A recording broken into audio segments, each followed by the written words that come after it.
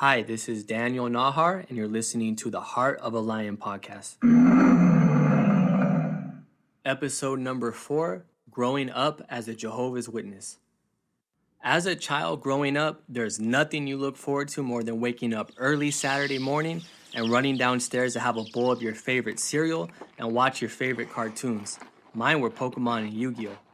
But while most kids were doing that, I was waking up at 5:30 a.m., putting on a suit, and getting ready to spend the day passing out pamphlets and knocking on doors. I was born and raised a Jehovah's Witness. When most people think about Jehovah's Witnesses, they immediately picture someone knocking on a door with magazines in their hand, wanting to engage in a conversation about God and religion. While that's the activity most people know Jehovah's Witnesses for, there's much more to it than meets the surface. I'm going to share with you my experience growing up as a Jehovah's Witness. Since as far back as I can remember, my parents would take me to what's called the Kingdom Hall multiple times a week. The Kingdom Hall is basically Jehovah's Witnesses' term for church and was a primary place everyone would go to worship. We would go there anywhere from 2 to 4 times a week, depending on our schedule and availability. On Tuesday, there was a 1-hour meeting at night. On Thursday, there was a 2-hour meeting at night. On Saturday, we had street work and door-to-door in the morning. And finally, on Sunday, there was a 2-hour meeting in the morning. 2 days out of the week, we would go to the Kingdom Hall and listen to an assortment of speakers. Usually, it would consist of a Bible reading combined with topics about the world and how they relate to scriptures in the Bible. On Sunday, we heard from a speaker and read out of a magazine. If the speaker was talented and gave an entertaining talk, I had no problem sitting still and taking in the wisdom. But if they were boring, it could be torture having to sit through the meeting. There were times I would bring my CD player and put my headphones underneath my shirt and secretly listen to music throughout the whole meeting. I was so slick I never got caught, but it wasn't something I did every time. Eventually, as I got older, I would give talks at the congregation. Usually, I would read a set of Bible scriptures or give a small talk. It's never easy to speak in public in front of a crowd, but I got over my fears pretty quickly after doing it a few times. Afterward, the congregation would always cheer and clap, which was always a great feeling. It helped me with public speaking, and I would attribute not being scared to talk in front of crowds to giving these talks at such a young age. One day out of the week, we would meet at someone's house and read from a Jehovah's Witness publication, and we would dissect it chapter by chapter, reading and answering questions at the end of each section. I usually enjoyed these colorful books and found them to be well written and actually enjoyable. The most dreaded day of the week for me, though, was on Saturday, where we would wake up and do street work and door-to-door. I'll give you a brief description of both. Street work was what we did around 6 to 7 a.m. before we went out knocking on doors. We would have pamphlets and pass them out at bus stops and other small places like laundromats. We would walk up to people and start a conversation and see how they felt about God and life. Most people weren't interested in talking, but there were people who were curious and willing to have a conversation. If the conversation went well, we would invite them to the Kingdom Hall and see if they wanted to learn more. After street work, we went out door to door. Basically, what door to door entails is going through various neighborhoods, knocking on each door, and hoping you catch someone at home so you can do a presentation and find out what their beliefs are. While doing door to door, you would encounter more hostile people than friendly ones, and for a couple reasons. One, a stranger is on their property knocking on the door early in the morning on their weekend off of work. 2, nobody wants to have a deep conversation about religion before they have a chance to wake up and eat breakfast. If someone did open the door and you didn't get it slammed in your face, your goal would be to have a conversation with them about their life and faith. If the conversation was successful, you either scheduled a follow-up visit where you would come back at a later date, or you would invite them to come to the Kingdom Hall and they would experience a meeting firsthand. If they weren't interested, they either 1, didn't answer the door and pretended like they weren't home, 2, angrily opened the door and slammed it in your face, or 3, politely told you they weren't interested and not to come back. When I would go door to door, I would cross my fingers and pray I wouldn't end up knocking on the door of someone I knew from school. I don't think I ever did, but I was always paranoid that I'd go to a house and one of my classmates would open the door and see me there with a suit and magazine in my hand. Daniel, is that you? For me, the most challenging part of being raised a Jehovah's Witness was all the restrictions that were placed on my life growing up. One of the first things I remember being told I couldn't do was salute the flag at school in the morning during the Pledge of Allegiance. While everyone was standing up and saluting the flag, I would either stay seated or stand up and not participate awkwardly. When kids would ask me why I wasn't saluting the flag, I would respond back, "I'm a Jehovah's Witness." Jehovah's Witnesses also don't celebrate any holidays. I never got to experience Christmas, Halloween, Thanksgiving, and even birthdays. That means I didn't celebrate them at home or participate in any activities relating to them at school.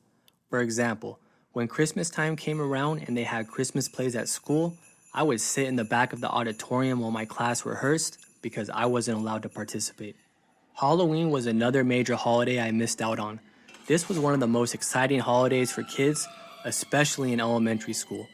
Kids would try to come up with the spookiest costumes, and they would come to school wearing the scariest thing they could find at the costume store. On Halloween, when everyone came to school dressed up, I would be one of the few kids who came wearing normal clothes. At nighttime, when everyone went trick-or-treating, my family would be at home with all the lights turned off, pretending that we weren't there. If people insisted and still knocked, we would ignore it until they got the hint and walked away. We didn't celebrate Thanksgiving, but we did have the famous Thanksgiving dinner a couple weeks before or after the holiday took place. So while I never got to celebrate the holiday, I still got to experience all the great food that comes with it.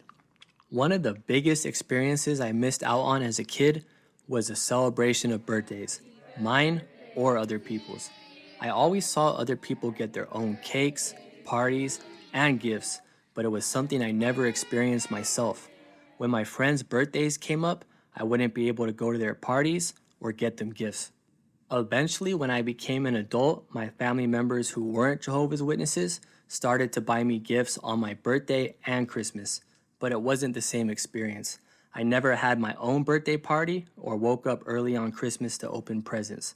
I still appreciate their gifts and thoughts though. Besides my tight schedule of religious meetings and list of holidays I couldn't celebrate, there were other limitations placed on my life. For one, I wasn't allowed to hang out with people outside of the religion. That meant I couldn't hang out with any of my friends at school, outside of school. There may have been a few times I was able to have a friend over from school, but it was rare. It was preferred and enforced that I make and hang out with other kids that attended my local Kingdom Hall. I had nothing against those people, but like any normal kid, I wanted to hang out with my friends at school. When it came to my parents, my dad was definitely the more lenient parent of the two. My dad didn't regularly attend the meetings and watched and listened to whatever movies and music he wanted to. He wasn't anywhere near as restrictive as my mom was. For example, my dad would let me watch and play video games that may have had cursing or violence. One time my mom saw one of my video game magazines that had a soldier with a gun on the cover, and she threw it away. With my mom, everything had to be PG or family friendly. She took everything that was taught in the Kingdom Hall very seriously and was what I would call an extremist. One of the things I went to war with my mom over was music. Anything that didn't sound like a church choir was more or less banned from my house. Music was always one of the most pleasurable things for me growing up, but it was hard to get a hold of, and even if I was able to, I couldn't hang on to it for any meaningful time. I always had to hide my music in secret compartments around the house, and if it was discovered, it was promptly thrown away. Once it got thrown away, I would have to come up with a strategy to buy the CDs again, which usually meant waiting for my dad to go to the bookstore, where I would buy them again while he was off looking at books. Looking back though, I can understand why a parent wouldn't want their children to listen to explicit music, but at the time, it was a huge inconvenience. As I got older and became a teenager, my dad stopped going to the meetings, and him and my mom decided to get separated. Once they got divorced, I preferred to stay with my dad because it was much more relaxed than over at my mom's house. My dad still had plenty of rules, but I was able to enjoy myself much more staying with him. I started to really rebel as I approached high school. I started hanging out with friends, going to parties, using drugs, and listening to whatever music I wanted to. When I look back, I think I got tired of living an overly suppressed lifestyle for all those years, and I wanted to live what I perceived as a much more normal lifestyle. When I moved out of my mom's house, I stopped going to all the meetings and left the religion entirely. That was shortly before I turned 18 years old. Now I'm 28 and it's been almost a decade since I've went to any of the meetings. As I look back, I can still find a lot of positive experiences from growing up as a Jehovah's Witness. I learned a lot studying the Bible over the years, and I did meet a lot of great people. When I started to rebel and began doing all the things the Bible suggests you don't, I saw all the problems and grief it caused me. The Bible contains a lot of wisdom, but for whatever reason, it's hard for us humans to follow the advice it gives us.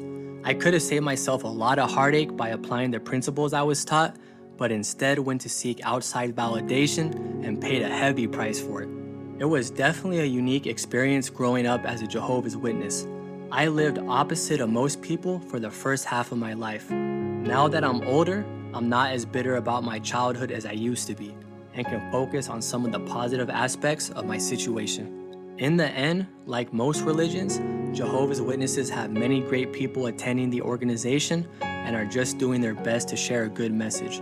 I realized that a lot of my bad experience came with the fact that one of my parents who attended the religion happened to be an extremist. One day when I have my own family and kids, I can relive my childhood through them by letting them experience holidays and all the things that I missed out on. Things like birthdays, holidays, and other childhood events. I won't ever be returning to the Jehovah's Witness religion and instead prefer to develop my own relationship with God. I still believe in Jehovah, but after everything I witnessed, I just want to live a normal life.